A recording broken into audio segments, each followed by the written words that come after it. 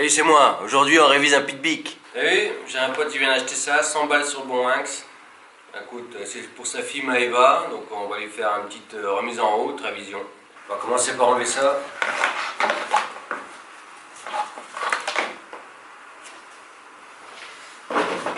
J'ai fait un peu le tour de la machine, j'ai vu qu'il y avait du jeu dans le brossillon. Elle démarre pas. Les roulements de colonne, il y a un peu de jeu, il va falloir graisser. Sinon ils sont encore bons.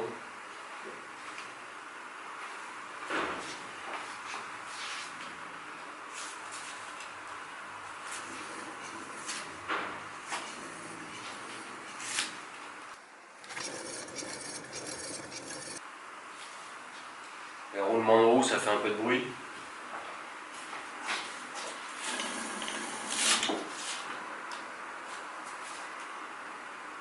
Je vais changer les roulements de bras oscillants. Alors pour enlever le bras oscillant, il faut que tu retires les deux vis du mètre-cylindre arrière.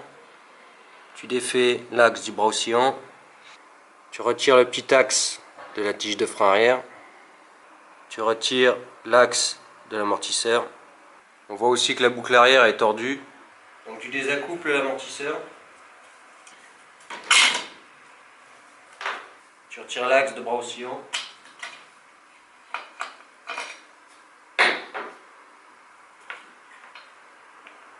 Et là il y a l'ensemble qui vient.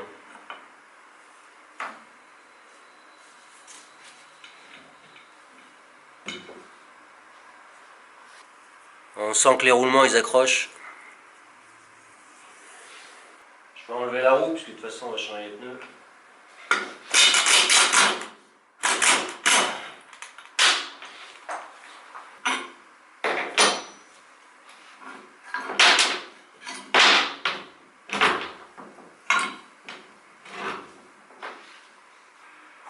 On entend bien le roulement qui est mort. Pour enlever la boucle, vous mieux enlever l'échappement parce que ça gêne un peu. Un goujon il vient avec, comment c'est rouillé.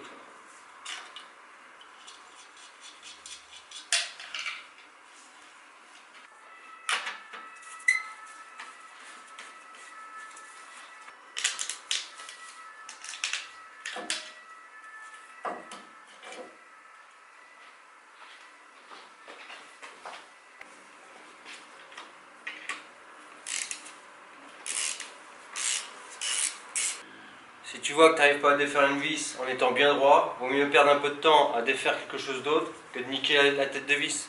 Parce qu'une fois que tu as la tête de vis qui est niquée, là tu es parti pour un gros merdier.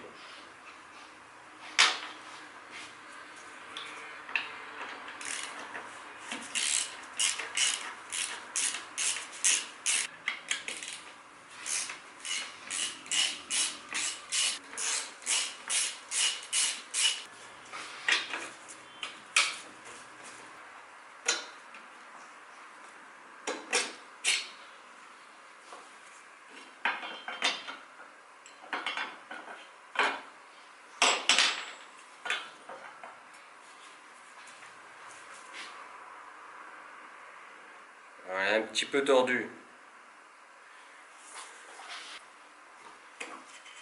L'amortisseur.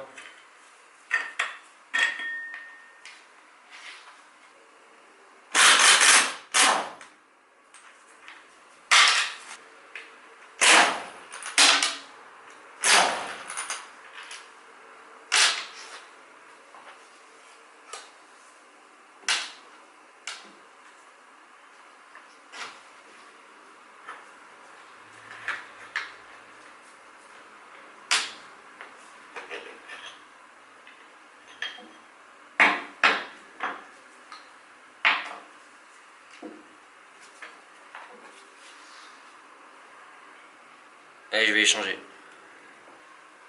Et hop, de pneus neufs. Pour la boucle arrière, j'ai rajouté deux entretoises. Une là et une devant. Je vais pas essayer de détordre parce que ça risque de fragiliser ensemble. C'est mieux que tout à l'heure en tout cas.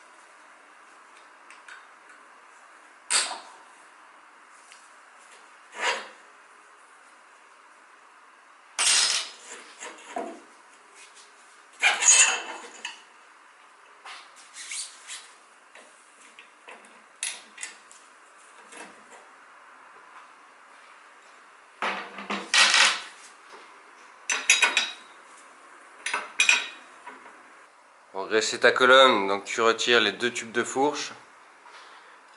Ils sont tenus par le T supérieur ici et le T inférieur ici. Tu retires le gros écrou de colonne, le T supérieur,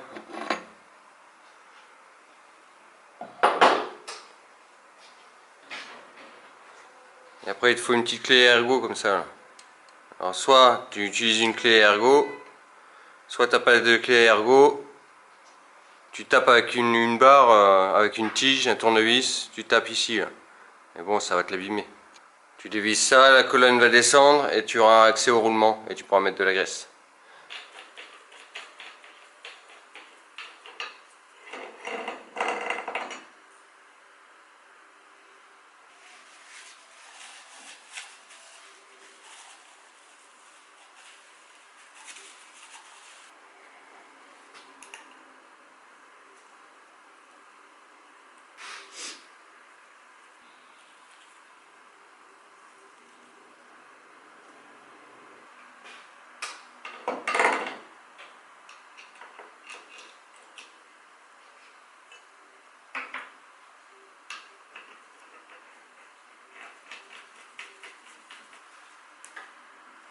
Cet écrou il te sert à régler le jeu qu'il y a dans la colonne. Donc il faut pas le serrer trop fort. Quand tu vois que ça bouge plus, là, par exemple là si je le desserre,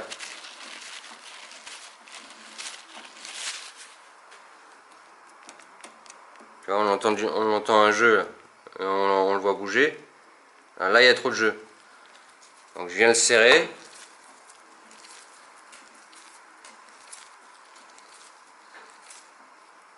Jusqu'à ce que ce jeu il s'annule. Voilà, ça ne doit plus bouger. Et en même temps, une fois que toute la fourche sera montée, il faut qu'elle puisse bouger, qu'elle tombe sur le côté d'elle-même, toute seule. Si elle bloque, c'est que c'est trop serré.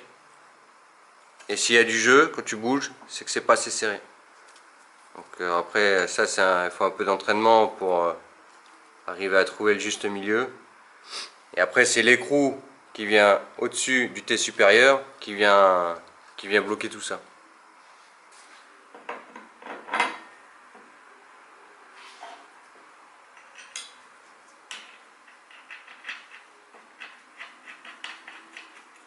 Avant de remettre les tubes pour resserrer le T supérieur, on va lui faire une petite vidange. On va venir enlever le petit bouchon là. Ensuite tu retires le gros bouchon.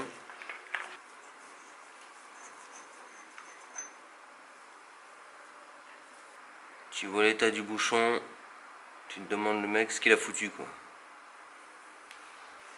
Hop, dans le bac.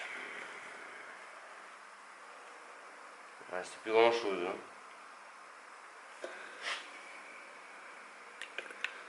On plie.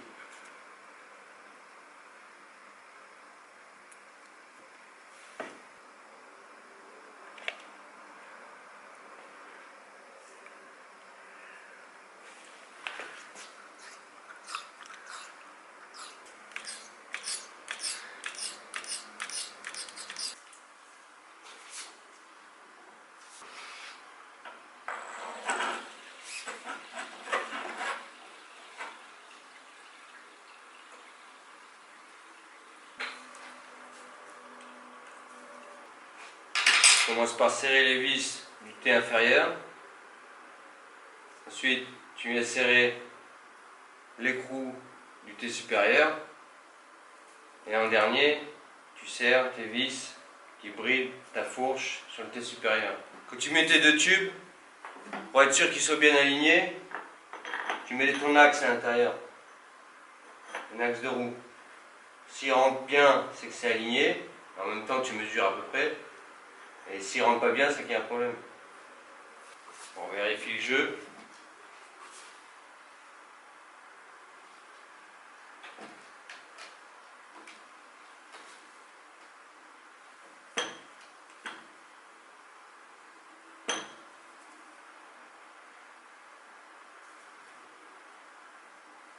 Voilà, la fourche tombe toute seule.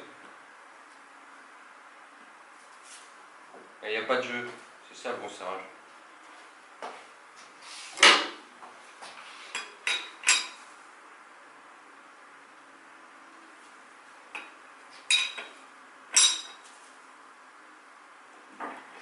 Et en dernier, je viens serrer les vis du T supérieur.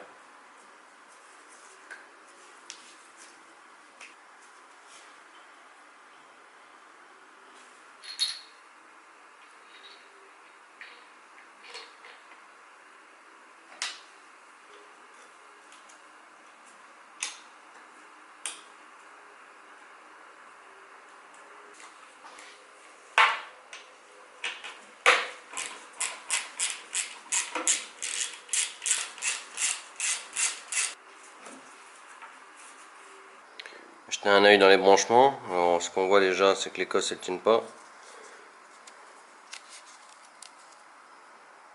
On va resserrer les cosses. Ici il y avait une cosse à refaire, je l'en ai remis une. Pour changer le roulement de bras oscillant, vu que c'est accessible par derrière, on va venir taper derrière pour le chasser.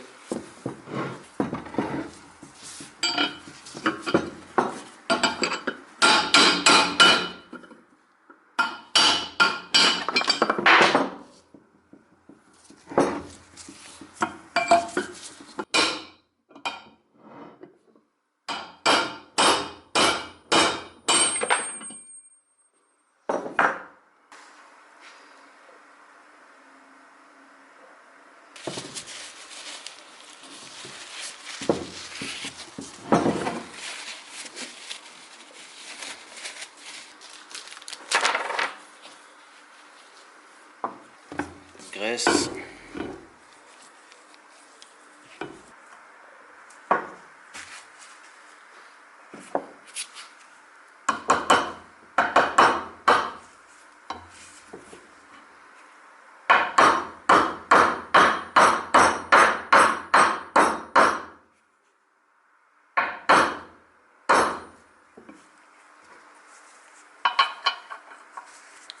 Alors, surtout pas taper au milieu parce que sinon tu te niques.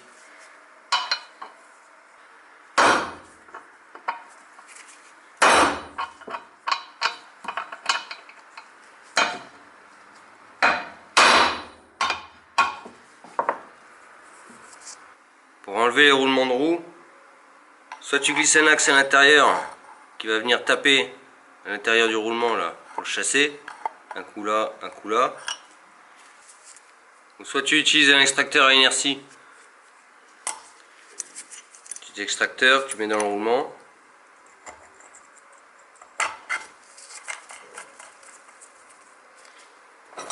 Tu le serres.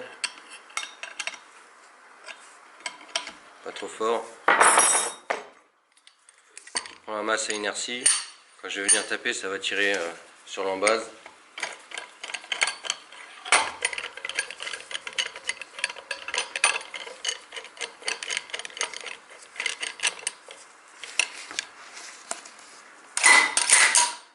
Hop, voilà, le roulement est sorti.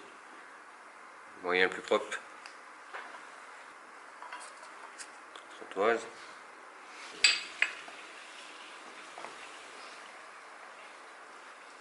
Pour remettre les roulements neufs, on fait comme dans le bras oscillant.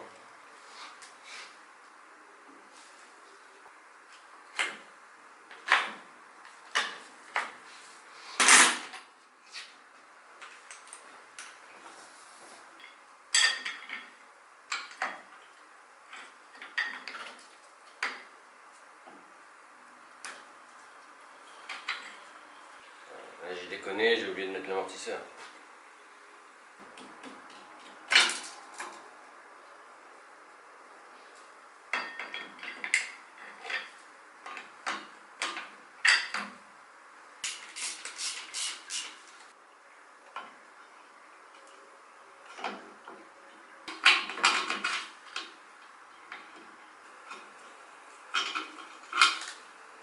on va lui faire une petite vidange. Alors là, il faut pas se tromper, tu as deux bouchons là. T'en as un, c'est la vidange, celui qui est à droite. Celui à gauche, c'est la tension de chaîne de distribution.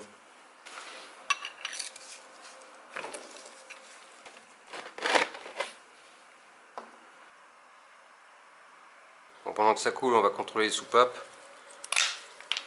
Donc là, tu as une vis là, on va défaire. C'est la vis de ce cache ici. Ça, on va pouvoir contrôler si c'est bien calé. Ensuite, il va falloir enlever ce carter. On voit que c'est bien rouillé.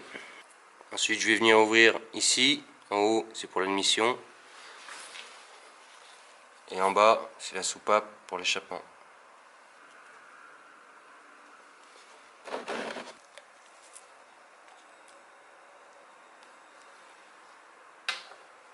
On vient chercher sur le carter un repère. Là, je vois qu'il y en a un, ça doit être ça. Sur le volant moteur, il doit y avoir un repère aussi. On fait tourner. Voilà. Tu as un repère F et un repère T.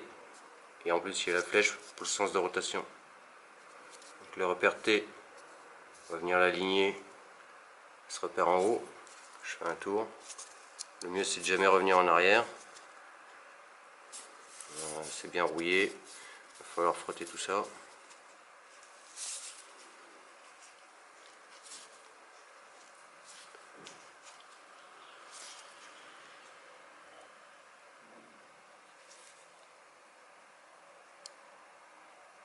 Voilà. Là, je suis aligné. Et quand je suis aligné, je devrais tomber sur un autre paire ici.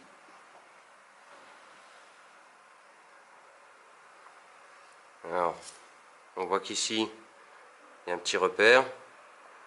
Et ici, il y a un autre repère. Ça veut dire que là, je suis bien au point Moreau, mais je suis pas au bon temps. Donc je vais refaire un tour.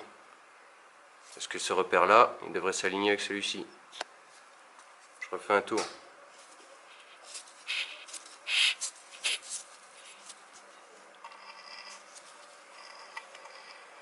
Alors pour que ce soit plus facile, tu peux enlever la bougie. Là, je l'ai pas fait. Je l'avais déjà contrôlée, elle était bonne, donc je vais la laisser.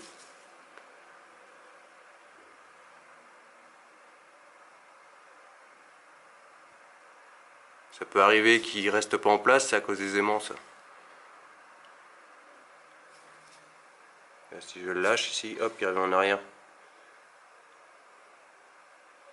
Donc il va me falloir mes deux mains pour vérifier tout ça. Et quand je suis ici, sur le repère, que devant, j'ai le repère aussi qui est aligné. Attends, je lâche. Voilà. Ça, aligné ici. Ça veut dire que là, je peux régler mes soupapes. Il devrait être libre un peu. Là, je peux pas bouger, ça veut dire que c'est trop serré. Le jeu, il est pas bon. Et en bas, il y a un tout petit peu de jeu. Et en haut, on peut pas la bouger. Donc c'est trop serré. Le jeu là, il est mauvais. Donc, comme j'ai pas la doc technique, je vais mettre 0,8 à l'admission et 10 à l'échappement. Alors l'idéal, c'est de le faire à 20 degrés à température ambiante, mais ici dans l'atelier il fait 15 degrés. C'est pour ça que je prévois peut-être un peu plus.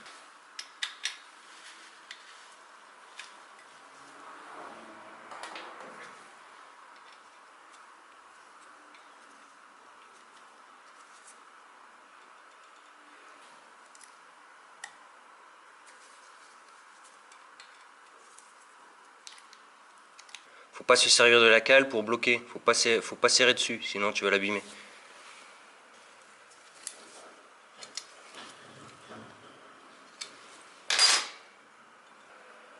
Voilà, quand la cale passe en accrochant légèrement, on dit que ça passe gras.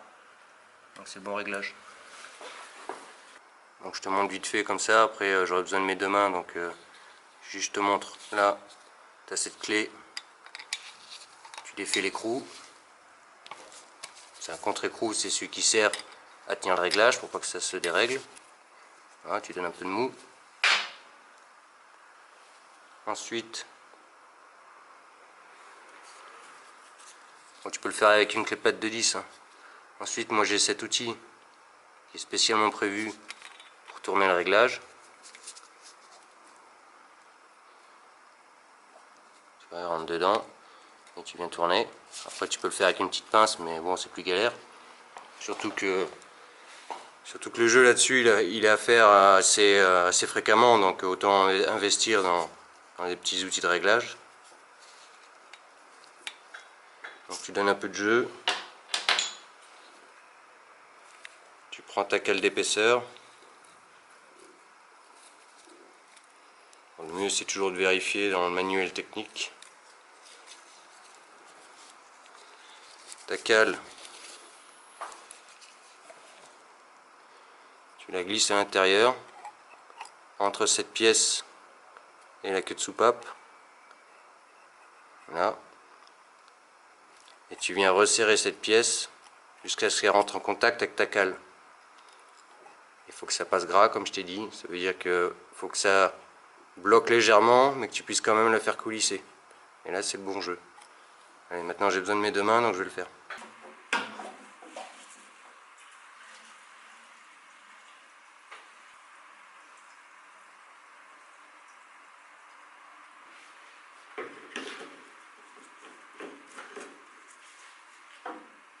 Voilà, il n'y a plus qu'à tester. Il va falloir que je démonte le carbu, parce que là, quand je mets le robinet en route, ça dégueule.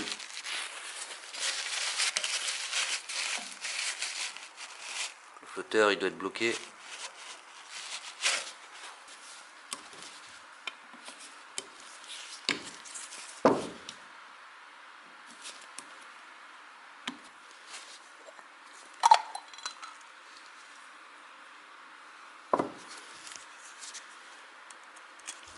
Le pointeau était bloqué. On profite pour regarder l'intérieur des gicleurs. C'est pas bouché. Ok.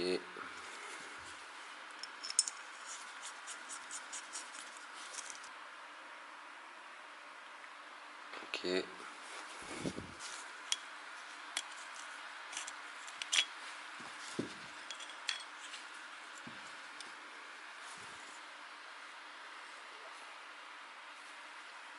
Là, c'est par où arrive l'essence et on voit qu'il y a de la merde à l'intérieur. Et ça empêche le pointeau de bien fermer, quoi.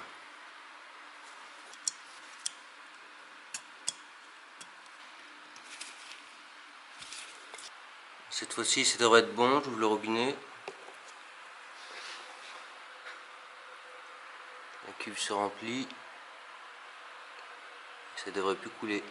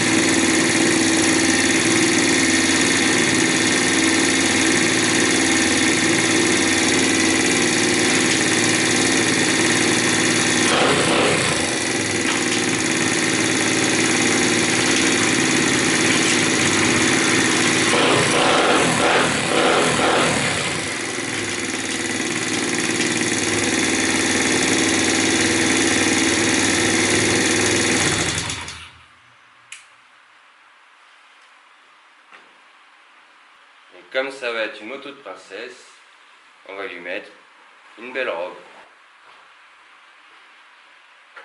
Libéré, délivré. Fais-tu la bouche, vas-y, fais-tu la bouche, vas-y, fais-tu la bouche. Regarde, tu bégaye, bégaye, tu bégaye. Deuxième couplet, apparemment je vois que ça vous plaît. Ferme-lui sa bouche, j'ai plus le temps de jouer le fair play. Cherche pas à me faire plaisir, tout compte fait, je te la fais en compte de fait jusqu'à t'en faire perdre des airs. On a erré dans le désert avec des têtes de dégénérés, persévérer, les poings serrés sans même jamais décélérer. Morale de fer, c'est à la guerre comme à la guerre. Voilà Maëva, tu vas pouvoir faire la course avec ton père. Je te dis à bientôt.